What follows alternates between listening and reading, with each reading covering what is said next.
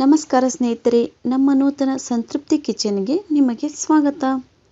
ನಮ್ಮ ಚಾನಲನ್ನು ಸಬ್ಸ್ಕ್ರೈಬ್ ಮಾಡ್ಕೊಳ್ಳಿ ಹಾಗೂ ಲೈಕ್ ಮಾಡಿ, ಬೆಲ್ ಐಕಾನ್ ಮೇಲೆ ಕ್ಲಿಕ್ ಮಾಡಿ. ನಾವು ಮಾಡುವ ಪ್ರತಿಯೊಂದು ಅಡುಗೆ ವಿಡಿಯೋಗಳು ನಿಮ್ಮ ಫೋನಿಗೆ ನೋಟಿಫಿಕೇಶನ್ ಮುಖಾಂತರ ನಿಮಗೆ ಮೆಸೇಜ್ ಬರ್ತವೆ. ಹಾಗಾದರೆ ಬನ್ನಿ ಇವತ್ತಿನ ಮೊದಲ ರೆಸಿಪಿ ಮಾಡೋಣ ಬಂಧುಗಳೇ. ಇವತ್ತು ನಾನು ಒಂದು ಒಳ್ಳೆ ರುಚಿಕರವಾದ ಸ್ನ್ಯಾಕ್ಸ್ ರೆಸಿಪಿನ ಹೇಗೆ ಮಾಡೋದು ಅನ್ನೋದನ್ನು ತೋರಿಸ್ಕೊಡ್ತಾ ಇದ್ದೀನಿ. ಮನೆಯಲ್ಲಿರುವಾಗ ಸಂಜೆ ಟೀ ಜೊತೆಗೆ ಏನಾದರೂ ತಿನ್ನಬೇಕು ಅನಿಸೋದು ಸಹಜ. ಅದಕ್ಕಾಗಿ ಇವತ್ತು ಒಂದು ಸುಲಭವಾದ ಸ್ನ್ಯಾಕ್ಸ್ ರೆಸಿಪಿನ ನಿಮಗೆ ಹೇಳ್ಕೊಡ್ತಾ ಇದ್ದೀನಿ. ಇದ್ರ ಹೆಸರು ಈರುಳ್ಳಿ ಕಟ್ಲೆಟ್ ಅಂತ. ಇದನ್ನು ಮಾಡೋಕ್ಕೆ 5 ನಿಮಿಷ ಸಾಕು. 5 ನಿಮಿಷದಲ್ಲಿ ಗರಿಗರಿಯಾದ ಈರುಳ್ಳಿ ಕಟ್ಲೆಟ್ ಮಾಡೋದು ಹೇಗಂತ ನೋಡ್ಕೊಂಬರೋಣ. ಮೊದಲಿಗೆ ಉದ್ದನೆಯಾಗಿ ಹೆಚ್ಚಿದ 4 ಈರುಳ್ಳಿನ ತೊಗೊಂಡಿದ್ದೀನಿ. ಸಣ್ಣದಾಗಿ ಹೆಚ್ಚಿದ ಶುಂಠಿ 1 ಇಂಚು, ಚಿಕ್ಕದಾಗಿ ಹೆಚ್ಚಿದ ಕೊತ್ತಂಬರಿ ಸೊಪ್ಪು ಸ್ವಲ್ಪ, ಮೆಣಸಿನ ಪುಡಿ ಅರ್ಧ ಚಮಚ, ಜೀರಿಗೆ ಅರ್ಧ ಚಮಚ, ಉಪ್ಪು ರುಚಿಗೆ ತಕ್ಕಷ್ಟು, ಎಣ್ಣೆ 1 ಚಮಚ ಮತ್ತು ಡೀಪ್ ಫ್ರೈ ಮಾಡೋಕ್ಕೆ ಎಣ್ಣೆ ತೊಗೊಂಡಿದ್ದೀನಿ. ಅಕ್ಕಿ ಹಿಟ್ಟು 1 ಕಪ್. ಹಾಗಾದರೆ ಇದನ್ನು ಮಾಡುವ ವಿಧಾನನ ನೋಡ್ಕೊಂಬರೋಣ. ಮೊದಲಿಗೆ ಒಂದು ಬೌಲ್ ತಗೊಂಡು ಅದಕ್ಕೆ ಹೆಚ್ಚಿದ ಈರುಳ್ಳಿ, ಶುಂಠಿ, ಕೊತ್ತಂಬರಿ ಸೊಪ್ಪು, ಮೆಣಸಿನ ಪುಡಿ, ಜೀರಿಗೆಯನ್ನು ಹಾಕಿ ಚೆನ್ನಾಗಿ ಕಲಿಸ್ಕೊಳ್ಳಿ. ನಂತರ ಅದಕ್ಕೆ ಉಪ್ಪನ್ನು ಸೇರಿಸ್ಕೊಳ್ಳಿ.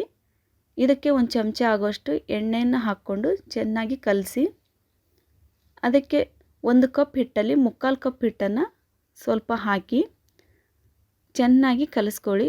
ಇದಕ್ಕೆ 1 ರಿಂದ 2 ಚಮಚ ಆಗುವಷ್ಟು ನೀರನ್ನು ಹಾಕ್ಕೊಂಡು ಮತ್ತೊಮ್ಮೆ ಕಲಸಿ. ಇನ್ನೂ ನಿಮಗೇನಾದರೂ ಹಿಟ್ಟು ಬೇಕಾದರೆ ಪೂರ್ತಿ ಹಿಟ್ಟನ್ನು ಹಾಕ್ಕೊಳ್ಳಿ. ಇದಕ್ಕೆ ಒಂದು ಚಮಚ ಎಣ್ಣೆಯನ್ನು ಹಾಕ್ಕೊಂಡು ಚೆನ್ನಾಗಿ ಕಲಿಸ್ಕೊಳ್ಳಿ. ಮತ್ತೆ ಚೆನ್ನಾಗಿ ಕಲಿಸ್ಕೊಂಡು ಜಾಸ್ತಿ ನೀರು ಹಾಕ್ಕೊಳ್ಳೋದೇನು ಬೇಡ. ನೀರು ಹಾಕ್ಕೊಂಡ್ರೆ ಥರ ನೀರು ಥರ ಆಗಿ ಈರುಳ್ಳಿನ ಹಿಟ್ಟು ಹಿಡ್ಕೊಳ್ಳಲ್ಲ, ಎಣ್ಣೆಯಲ್ಲೂ ಕರಿಯೋಕ್ಕೆ ಚೆನ್ನಾಗಾಗಲ್ಲ. ನಂತರ ಕಲಸಿದ ಹಿಟ್ಟನ್ನು ಸ್ವಲ್ಪವಾಗಿ ತೆಗೆದುಕೊಂಡು ಉಂಡೆಗಳನ್ನು ಮಾಡಿಕೊಂಡು ಬಳಿಕ ಅದನ್ನು ಅಂಗೈಯಲ್ಲಿಟ್ಟು ದಪ್ಪವಾಗಿ ತಟ್ಕೊಂಡು ಒಂದು ಪ್ಲೇಟ್ಗೆ ಎಲ್ಲ ತಟ್ಕೊಂಡು ಒಂದು ಪ್ಲೇಟ್ನಲ್ಲಿ ಇಟ್ಕೊಳ್ಳಿ.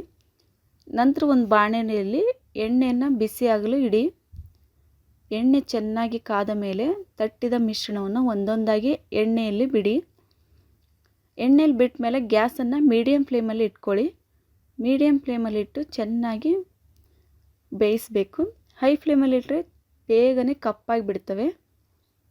ತಕ್ಷಣ ಇದನ್ನು ಮಗುಚಿ ಹಾಕೋದು ಬೇಡ. 1 ನಿಮಿಷದವರೆಗೆ ಹಾಗೇ ಬಿಡಿ. 1 ನಿಮಿಷ ಆದಮೇಲೆ ಇದನ್ನು ಮಗುಚಿ ಹಾಕ್ಕೊಳ್ಳಿ. ತಕ್ಷಣ ಮಗುಚಿ ಹಾಕೋಕ್ಕೆ ಹೋದರೆ ಎಲ್ಲ ಒಡ್ಕೊಂಡ್ಬಿಡ್ತವೆ. 2 ಕಡೆ ಚೆನ್ನಾಗಿ ಬೇಯೋ ತನಕ ಮಗುಚಿ ಹಾಕ್ತಾನೇ ಇರಿ. ಕಂದು ಬಣ್ಣ ಬರೋವರೆಗೂ ಇದನ್ನು ಫ್ರೈ ಮಾಡಿಕೊಂಡ್ರೆ ಸಾಕು. ನಂತರ ಇದನ್ನು ಎಣ್ಣೆಯಿಂದ ತೆಗೆದು ಒಂದು ಪ್ಲೇಟ್ನಲ್ಲಿ ಹಾಕ್ಕೊಳ್ಳಿ. ಬಿಸಿ ಬಿಸಿ ಹಾಗೂ ಗರಿಗರಿಯಾದ ಈರುಳ್ಳಿ ಕಟ್ಲೆಟ್ ತಿನ್ನಲು ರೆಡಿ. ಇದನ್ನು ಟೊಮೆಟೊ ಸಾಸ್ ಅಥವಾ ಚಟ್ನಿಯೊಂದಿಗೆ ಸವಿಯಿರಿ.